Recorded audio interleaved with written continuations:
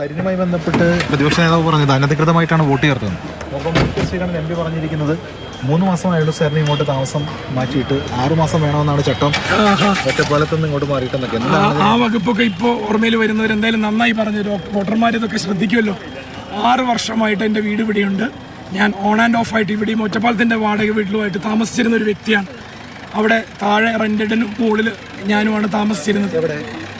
മണപ്പുള്ളിക്കാവിൻ്റെ ഇപ്പുറത്തെ പരിസരത്ത് കാടാങ്കോട് വാർഡ് 27 472 വീട്ട് നമ്പർ.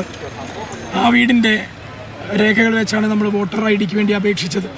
അതിനുശേഷം അത് നമുക്ക് അനുവദിച്ച് കിട്ടുകയും ചെയ്തു.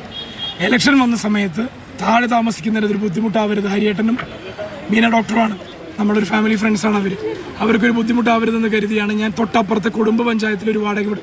വ്യാജന്മാരെ മത്സരിപ്പിക്കുന്ന ഒരു പ്രസ്ഥാനത്തിന് വ്യാജൻ എന്നുള്ള വാക്കിന്റെ അർത്ഥം എന്താണെന്നുള്ള കൃത്യമായി ഞാൻ എക്സ്പോസ് ചെയ്ത് പഠിപ്പിച്ചു കൊടുക്കും. എന്തെങ്കിലും ആരോപണം ഉന്നയിച്ച സ്ഥിതിക്ക് തെളിയിക്കേണ്ട ഉത്തരവാദിത്തം ഇനി അവർക്കാണല്ലോ. ബാക്കി ഞാൻ നോക്കിക്കോളാം. അനധികൃതമായിട്ട് ഇലക്ഷന് മത്സരിക്കുന്ന ഒരാളെന്നുള്ള രീതിയിൽ എന്ത് അനധികൃതമായിട്ടാണ് ഞാൻ ചെയ്യേണ്ടത്? എല്ലാം പരസ്യമായിട്ട് ജനങ്ങളുടെ മുമ്പ് പറഞ്ഞിട്ട് ചെയ്യുന്ന ഒരാളല്ലേ. വേറെന്താണ് ഇവർക്ക് പറയാനുള്ളത്? ഞാനതല്ലേ പറയുന്നത്. പരസ്യമായിട്ട് വി.ഡി. സതീശനും CK ശ്രീകണ്ഠനും വന്ന് തെളിയിക്കട്ടെ. ശ്രീകണ്ഠൻ പറഞ്ഞ ഈ കാര്യം കറക്റ്റാ. എന്ത് ഞാൻ 3 മാസമായിട്ടുള്ള ഇപ്പോഴത്തെ ഈ പുതിയ വീട്ടിൽ താമസം തുടങ്ങിയിട്ട് നിങ്ങൾക്ക് അറിയുന്നല്ലേ, ഞാൻ ഒറ്റപ്പാലത്തും പാലക്കാടും തന്നെയല്ലേ ഉണ്ടായിരുന്നത്.